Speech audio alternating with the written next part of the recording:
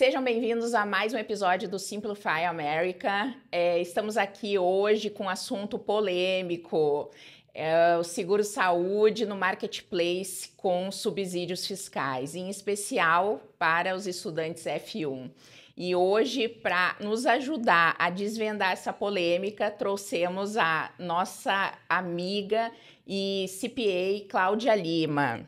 Oi, gente, tudo bom? Como é que tá todo mundo? Ai, Cláudia, muito obrigada pela tua presença.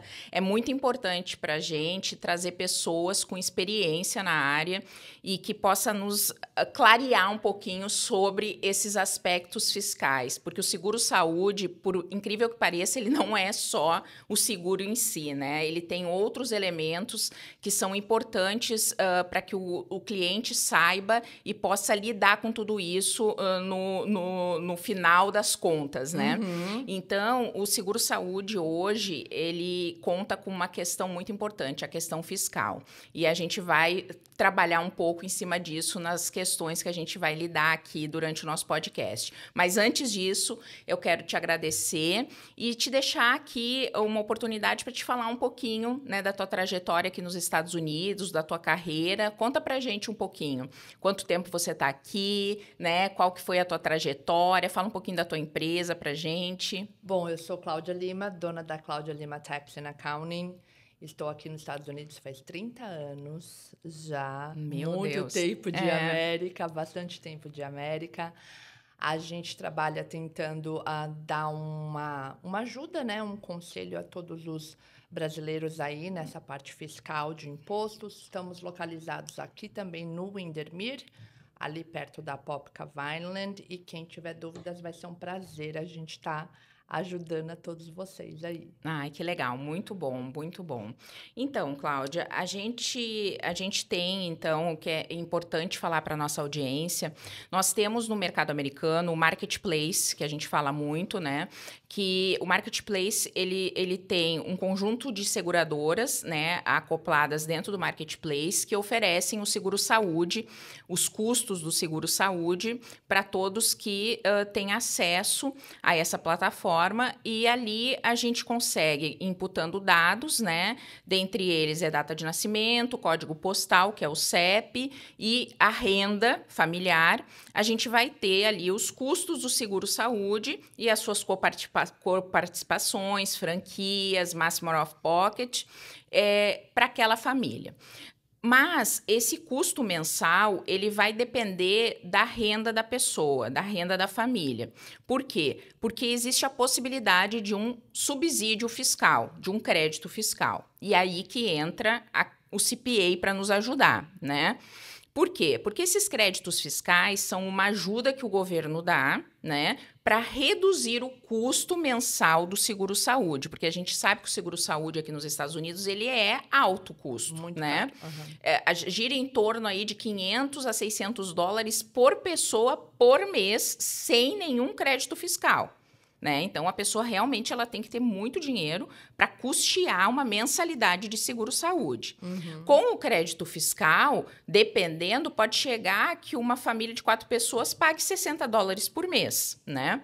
Só que, com esses créditos fiscais, vem a responsabilidade da pessoa, no ano seguinte, fazer uma conciliação no seu imposto de renda, correto? Isso, correto. Ok. E aí, tudo bem, até aí tudo bem, uma vez que as pessoas trabalham, né, tem a sua remuneração e tudo isso está de acordo com uma pessoa que ela tem o seu rendimento, recebe, tudo certinho.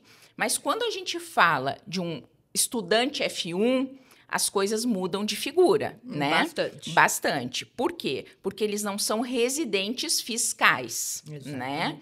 E aí entra várias polêmicas, né? E aí a gente tem estudantes que estão há 3, 4 anos com este seguro, com créditos fiscais e não sabendo para onde correr. Porque cada pessoa fala uma coisa. Então, tem pessoas que falam, cancela esse seguro hoje, né? E estudantes com a sua família inteira, com crianças com 2 anos, com crianças com 5 anos e ficando sem seguro-saúde. Ou recebem uma informação de que você tem que cancelar imediatamente seu seguro. Aí eu te pergunto, vem a minha primeira pergunta. O que fazer quando um estudante F1 tem seu seguro-saúde e descobre que ele não poderia ter esse crédito fiscal por ele não ser residente fiscal nos Estados Unidos? Ele finge que nada aconteceu, esquece tudo, não concilia os créditos. O que ele faz? É aquela coisa, não tem como esquecer, porque não tem como a gente voltar no tempo e apagar algo que já passou, entendeu? O mais certo nesse caso a fazer é ele estar fazendo a declaração de renda dele aqui como um não residente fiscal. Então, a gente faz o que se chama o 1040-NR para ele. Nesse 1040-NR, infelizmente, eu não consigo computar a família inteira, porque ele não é um residente fiscal. Então, isso fica sendo um imposto de renda individual da pessoa. Porém, nesse imposto, se caso ele tenha uma renda internacional, se caso ele declara o imposto de renda no Brasil, a gente consegue trazer essa declaração de imposto de renda para cá e o valor de imposto que ele paga no Brasil entra como crédito aqui para que não aconteça bitributação para ele. E nesse imposto de renda a gente consegue estar colocando o 1095A, que aí vai fazer essa conciliação perante ao ganho dele. Então, ele consegue fazer sem estar indo contra o visto dele e sem estar indo contra o marketplace, sem problema nenhum. Então, isso é assim, é música para os nossos ouvidos. Por quê? Porque o medo do estudante é ele estar fazendo alguma coisa errada, né? E muitas vezes sem saber, porque ele fez o seguro sem entender tudo isso, né? Então, um estudante F1 que tenha feito um seguro-saúde, né, no passado, com esses créditos fiscais, ele tem como resolver essa situação. Tem, né? Sem problema nenhum. Porque, de toda forma, ele informou uma renda que ele tinha até para obter o visto F1, né? Ele informou uma renda do Brasil, né? Até mesmo... Mas quando ele tem um sponsor? Então, quando ele tem um sponsor, aí a gente entra num ponto delicado. Porque para ele ter feito o seguro, ele falou que ele teria uma renda. Certo? Porque você não pode fazer o seguro se você não tem rendimento nenhum. Então, aquela renda que ele informou no seguro é a renda que a gente tem que estar colocando no imposto. Porém, a gente não pode fazer um imposto de renda normal para ele, por ele não ser um residente fiscal. Então, esse rendimento, de alguma forma, ele tem que estar vindo de fora do país para cá, ou a não ser que ele tenha casas de vacation aqui, que aí é uma renda passiva, ele seja um investidor numa LLC, é uma renda passiva, entendeu? Então, ele não pode ter renda de trabalho porque ele não tem autorização de trabalho aqui. Correto. Então, o rendimento dele tem que estar vindo ou do país dele, ou de outros países, tanto faz, ou ser uma renda de investimento aqui dentro dos Estados Unidos. Mas, então, se for uma renda vinda do Brasil, por exemplo, de um sponsor, um pai que está sustentando, uma mãe, um familiar que está sustentando essa pessoa aqui nos Estados Unidos. Ele não consegue usar o imposto de renda de um pai ou de uma mãe, não. Infelizmente não, porque a renda declarada no marketplace é o rendimento dele. Não é o rendimento que ele usou de um sponsor para poder conseguir o F1, entendeu? Entendi. Então, é isso daí que chega num ponto delicado para esse tipo, ainda mais pessoas mais novas, aonde não tem um rendimento no Brasil. Para fazer o seguro, ele precisa declarar uma renda. Então, ele tem que ter um meio de comprovar esse rendimento. Esse rendimento pode ser uma casa de aluguel do Brasil? Pode, sem problema nenhum. Pode ser um rendimento daqui? Pode. Pode ser investimento em poupanças, em bolsas? Pode. Aposentadoria, uma pessoa aposentada no Brasil pode ser uma aposentadoria. Exatamente. Aposentado no Brasil aí é o caso perfeito, né? Porque o imposto dele é retido na fonte lá, entra totalmente como crédito aqui para ele. Geralmente o imposto no Brasil é muito mais alto do que o daqui. Então, entrando o crédito para ele, ele faz a declaração, não paga nada aqui e permanece tudo correto. E ele pega a declaração que ele fez lá no Brasil. Exatamente. Primeiro ele tem que fazer no Brasil. Primeiro ele tem que finalizar lá. O legal é o seguinte, que no Brasil, o imposto de renda, se caso eu não me engano, ele vence no dia 30 de maio. Ele termina... Eu acredito que é 30 de maio. Ele termina, eu acho que é ali por março, abril. Acho que é 30 de abril, né? Eu acho que é maio no Brasil. Eu não sei porque eu moro aqui há 30 anos, tá, gente? Então tem que ter uma desculpinha aí. Mas o daqui, o 1040NR, se a renda dele for totalmente internacional, ele tem até o dia 26 de junho para poder estar declarando aqui. Então, tem tempo dele finalizar lá e tá trazendo para cá sem problema nenhum. Sem problema nenhum. Nossa, isso é muito maravilhoso, porque é uma explicação que resolve o problema do estudante. Sim. Resolve totalmente. O estudante não fica mais com essa agonia, esse problema de, gente, eu fiz alguma coisa de errado, eu não sei como conciliar esses créditos, né? E tem muito estudante que tem bens e renda lá no Brasil. Exatamente. Tem muito estudante, né? Que tem a sua renda lá no Brasil, tem negócios no Brasil, né? E às vezes até investiu aqui nos Estados Unidos e tem investimento aqui e não faz ideia que ele pode, né, como investidor aqui nos Estados Unidos, usar esse lucro que ele tem aqui. É um lucro, né? O lucro que ele recebe, ele pode usar. A renda nacional, ela tem que ser sempre uma renda passiva, né? Porque ele não pode ter... ele não tem autorização de trabalho. Então, tipo assim, tem que ser frutos de renda passiva se for rendas daqui. Então, por exemplo, renda de aluguel, vacation home, aluguel de carro também serve, porque é, de certa forma, uma renda passiva. Se caso ele tem uma outra empresa que gerencia os carros ali para ele, entendeu? Então, tipo assim, tem várias formas que a gente consegue estar fazendo isso sem que ele não fique fora do status dele, assim, que ele permaneça tudo certinho dentro da lei.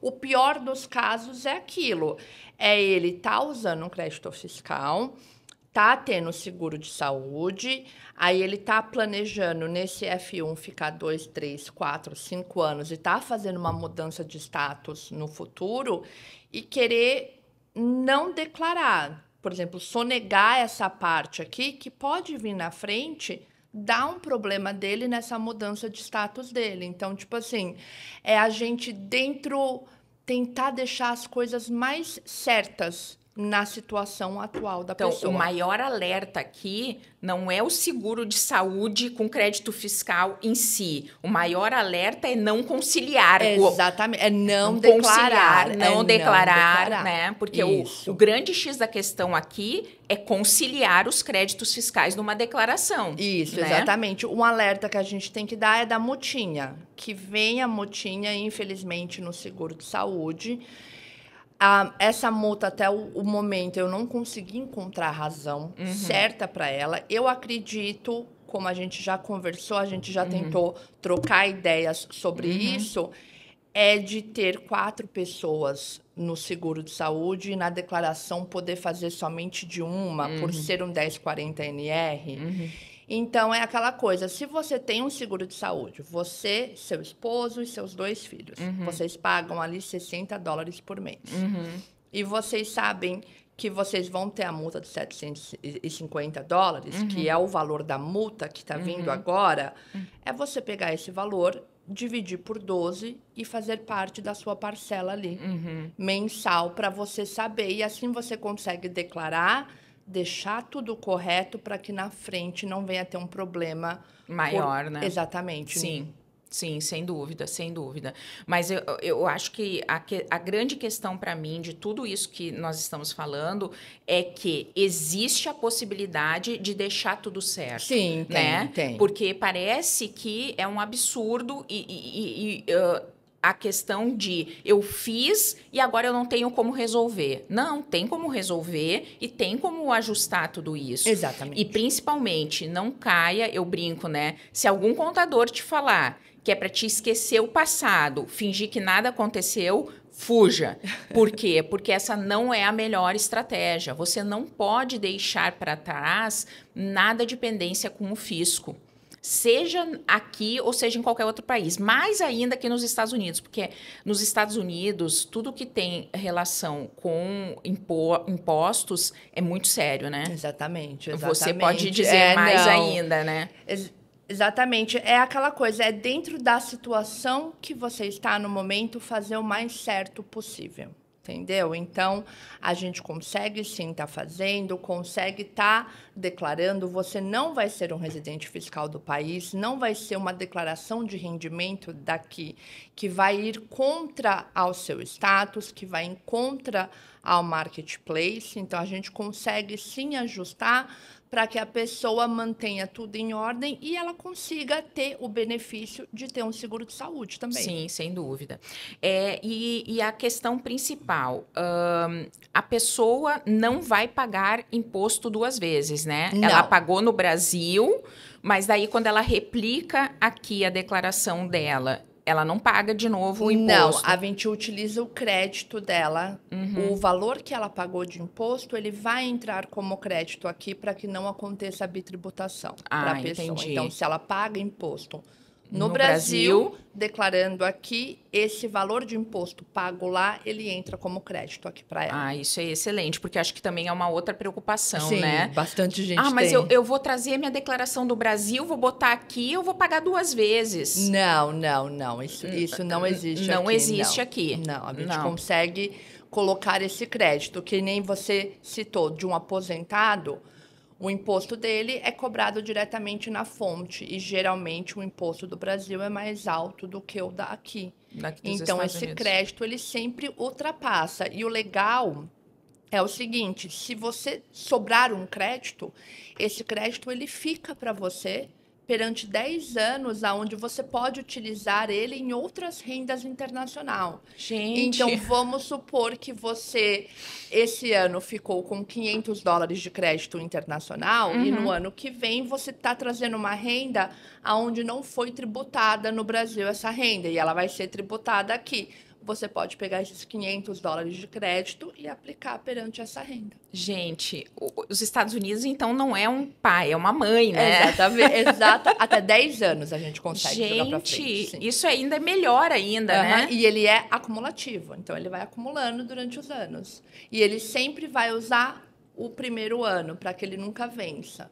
Nossa, isso é uma loucura, sim, né? Gente, mas aí tem que realmente ter um CPA, um contador para nós brasileiros, né? CPA aqui nos Estados Unidos, que entenda de tudo isso. Aliás, gente, eu vou dizer, eu tive 1h30 de reunião com a Cláudia, eu pirei, porque ela simplesmente, eu falava com ela, ela dava a resposta. Eu perguntava outra coisa, ela sabia tudo, no detalhe, ela tinha resposta para tudo, ela tinha estratégia fiscal para tudo. Gente, se você estiver precisando de um contador, eu vou dizer, viu? Obrigada. É excepcional. Realmente, ela tem muita sabedoria no tema, né? A gente tenta estudar, fazer cursos anuais. Porque as regras mudam bastante. Mudam bastante. É como nós aqui no Seguro Saúde. E eu sempre busco informação nos órgãos oficiais. É o SIS, que é do site da imigração. O que tem a ver com o Seguro Saúde. É no site do Healthcare, que é o site oficial do Marketplace. Então, eu fui buscar informação junto a um CPA. Então, eu pedi uma reunião com ela, eu trouxe ela aqui justamente para a gente ter informação de quem entende. Exatamente. Porque não adianta a gente ficar deduzindo, né? Não adianta a gente ficar em grupos de WhatsApp. O disse-me-disse. Exato. Por quê? Porque a gente precisa pegar a informação com quem é capacitado e legalmente tem, né, como nos dar informações, porque senão a gente pira, cada um fala uma coisa, né? Porque a gente tem médicos, contadores, advogados, milhares nos grupos de WhatsApp, não é assim? Sim. É desse jeito, né? Enfim, aí, Cláudia, deixa eu te perguntar mais uma coisa que é algo muito importante. Quando a gente fala... qual que é a diferença quando vai declarar um imposto entre LLC e Corp? Quando uma pessoa abre uma LLC ou abre uma Corp? Tá, então a LLC, ela se chama aqui Pass-Through Company. Então, é uma empresa que ela passa. Tudo o que acontecer dentro de uma LLC não vai ser taxado nela, vai ser taxado na pessoa física. Então, se ela teve lucro, esse lucro passa para a pessoa física. Se ela teve ganho ou perca, isso tudo passa na pessoa física e quem paga o imposto é a pessoa física. Então, imagina aqui como se fosse totalmente ao contrário do Brasil, entendeu? O Brasil, a empresa é taxada pela entrada de dinheiro. Aqui, não. Vai acontecer a entrada, vai ter todos os gastos, sobrou de lucro, aquele lucro, Viviane vai pagar imposto, não a LLC. A Corp já não, ela é considerada uma entidade por si só. Então, ela não precisa de donos para ela estar declarando o imposto de renda dela. Então, da mesma forma, vai ter toda a receita, vai ter todos os gastos perante ao lucro, a Corp é taxada em 21%. Então, essa é a maior diferença. Geralmente, para um estudante, a gente sempre aconselha a Corp, porque assim mantém a pessoa física dele sem ter que estar declarando renda nacional aqui no país. E sempre dentro de uma LLC, ela tem que ter ao menos um membro ativo. O membro ativo é aquele que tem voz de gerenciamento, que vai poder cuidar do banco, que vai poder mandar e desmandar na empresa. Se você é um membro ativo, você trabalha na sua empresa. Então, você não pode ser um membro passivo, apenas considerado um investidor da sua empresa. Então, em qualquer LLC, ela pode ter 2, 3, 20 pessoas, um dos membros ele tem que ser ativo. Então, no caso quando o F1 ele vem, geralmente ele pode abrir uma corp como investimento, né? E ele tem as empresas, as pessoas trabalhando para ele deixa, ou ele tá lá no Brasil também, nem precisa ser o F1, né? Ele pode abrir uma corp, põe uma pessoa para trabalhar. Nesse caso, ele pode até abrir uma LLC, né? Nesse caso aí, se ele tiver alguém que possa ser considerado um gerente ou uma voz ativa dentro da empresa onde ele seja classificado um investidor, a LLC não teria problema nenhum, entendeu? É geralmente quando está em situações não, posso dizer assim, ideais aqui dentro do país e a pessoa tem que ter uma empresa aberta. Então, geralmente, para o estudante que está aqui dentro, a gente aconselha a Corp. Se ele tiver alguém que possa ser o gerente, que possa estar gerenciando, a LLC também serve para ele. Porque daí ele pode ter alguém gerenciando para ele, tocando o negócio para ele só estuda, né? Exatamente. E ele vai ter só o lucro mesmo. Ele não põe a mão no negócio e ele só estuda mesmo e ele tem o lucro desse negócio. Ele só é o passivo ali do negócio, né? Exatamente. Mas e daí, quando ele vai receber só o lucro? E do todo o lucro da empresa sempre vai cair na pessoa física, né? Esse lucro pode ter sido retirado da empresa ou não. Então, tipo assim, é porque no Brasil, o que acontece? Como paga pela entrada, o que acontece depois já não pouco importa, porque pela entrada você pagou.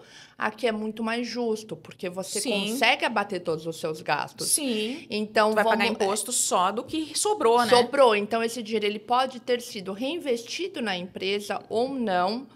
Os membros da LLC são responsáveis por pagar perante todo o lucro da empresa. Sim. Isso é legal. Mas, assim, o que eu já ouvi, eu já tive estudante, né, falando, eu queria abrir uma empresa para deixar pessoas trabalhando, abrir LLC, depois mandaram fechar, abrir Corp. Gente, precisa fechar uma LLC para abrir uma Corp? Não, a gente consegue, se caso ele não quiser mais ter nada apontando na pessoa física dele, onde ele mantenha a taxação dentro da própria empresa, a gente consegue mudar a taxação da empresa dentro do IRS. Então, encaminha o formulário ao IRS, onde fala, olha, a minha LLC não quero ser mais taxado como LLC. Daqui para frente eu quero ser taxado como uma corporação. Então, a nomenclatura da empresa continua a mesma, continua a LLC, porém a taxação dentro do IRS muda.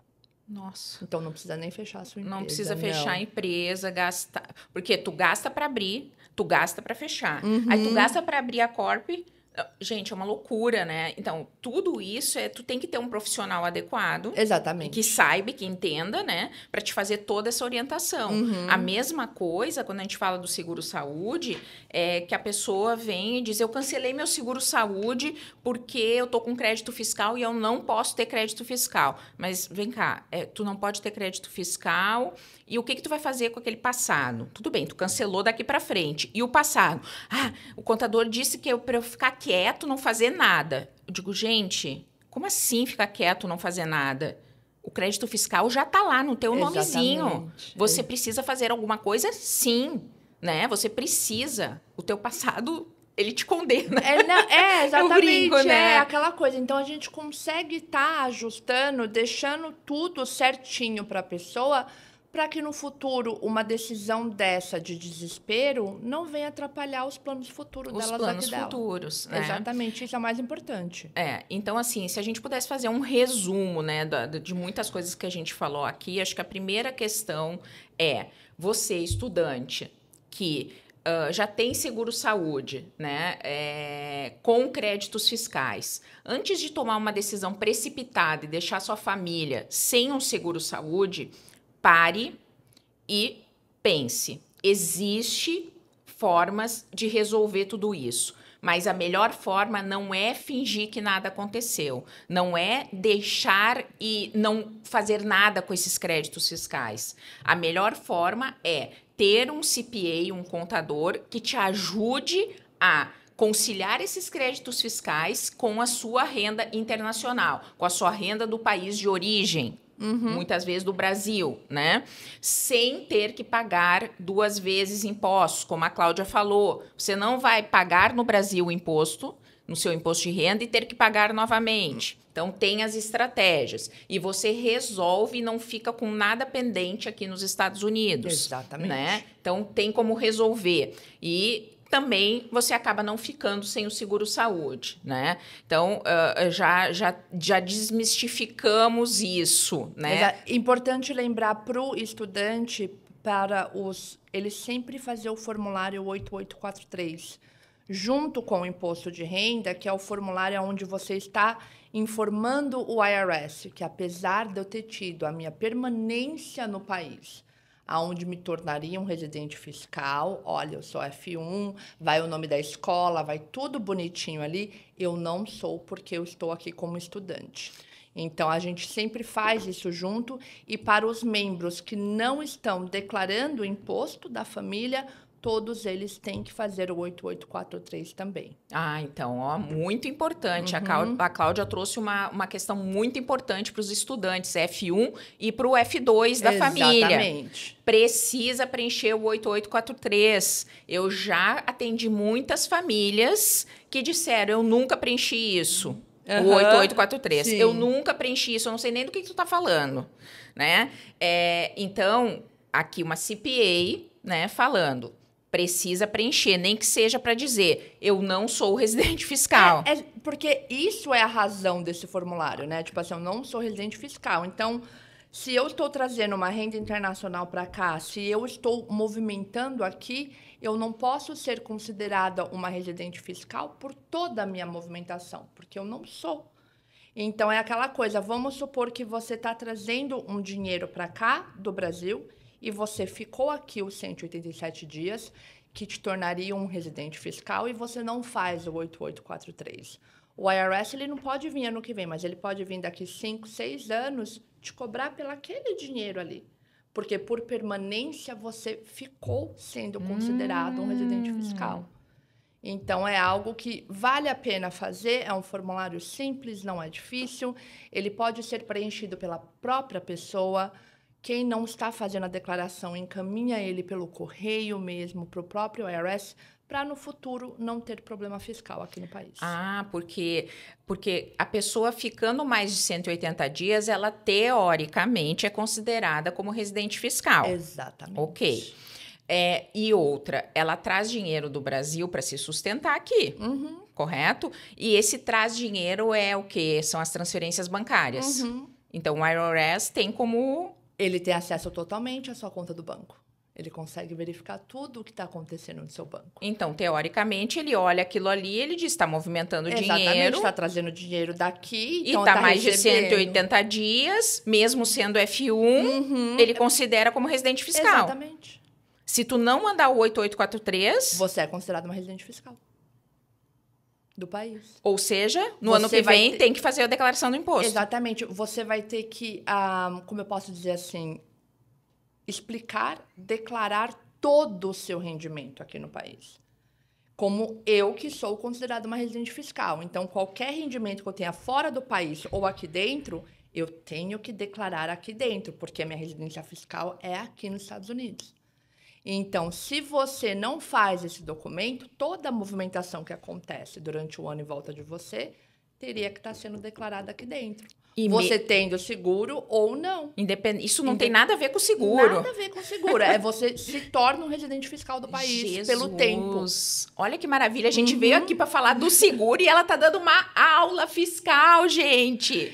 Então, Isso é Simplify America. Gente. Então, tipo assim, não precisa de um contador para poder fazer esse documento. Ele é um documento simples. Eu só aconselho todo mundo a fazer para evitar problemas futuros, entendeu? Pode abaixar ele no próprio Google, preencher com os seus dados ali e você manda pelo correio. Mas e isso, Cláudia, e aí engloba, inclusive, renda de qualquer lugar. Do Brasil também? Qualquer lugar, qualquer movimentação bancária que você está tendo aqui. E vamos dizer que a pessoa já está o F1 ou qualquer outra pessoa está 2 anos aqui e nunca fez. Ele pode. Então, é bom ele começar a fazer, né? Ele pode fazer do passado? Do passado, acredito que não. Ele tem como fazer o desse ano. Tipo assim, então é bom ele começar a fazer. Então, vamos tentar. O que eu posso fazer daqui para frente para eu seguir o mais certo possível? Começa a fazer. Meu Deus do céu. Eu acredito, até porque o nosso foco aqui do F1, eu acredito que tem muito estudante que não faz ideia dessas informações. Sim. Isso vai clarear muito para as pessoas, porque as pessoas vêm e acham que pego o meu I-20, pego minhas malinhas, minha família com os F2 e venho para cá, né? E, querendo ou não, fizeram o seu seguro-saúde com a maior boa intenção, né? Querendo ou não, com os créditos fiscais fica super barato, fizeram e não fazem ideia de tudo que tem que se fazer para ficar mais certo possível, Exato. né?